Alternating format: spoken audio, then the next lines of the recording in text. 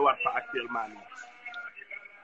waaw gars yi moom ñu ngi équipe nationale bi la ñuy laaj ndax ñu ci bare ngi posé question ndax Kara Mbodj daa bàyyi ndax Kara Mbodj lii Kara Mbodj loolu la xam ñuy naa laaj ni ñëpp dafa waaw gaaw moo tax. waaw non question yooyu la ndax bàyyi na ndax parce que xam naa ne ñu ngi dégg wax ji bari na dugg na fi génn fii mais bon li ma ci waxoon laa ci waxaat rek man doomu Sénégal la Sénégal la am Sénégal du ma mës a woo ma bañ mais fu ma nekk damay dox ci dëgg li may jox ci dëgg la bëgguma ku ma wutuma ku ma bëgg ku ma bañ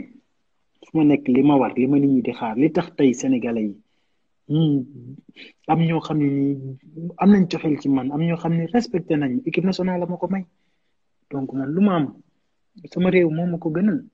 xam nga li ma ci waxoon rek du man maa njiit bi nag du man maay décidé mais daal maa ngi ci sama waar maa ngi ci sama vie maa ngi ci li ma gëm di ko liggéey bis buñ ca tolle ba suñu borom ne lii war naa amaat xam nga kii war naa delluwaat xam nga mu dogal ko ñëpp bëgg ko mu am dina am bu fekkee ni dafa suñu borom daa dogal que ni fii la mbiri waroon a yam na fi et que sant naa ci yàlla parce que je vais sortir par la grande porte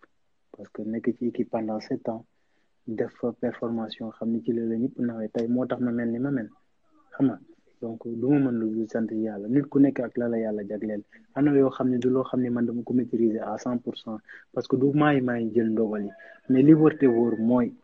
ok peut-être bi ma fa nekkee def naa ay erreur yoo xam ne tey jàng naa ci peut-être bi ma fa nekkee nii tey ji am na lu ma waroon def te defuma ko loolu yëpp jàng naa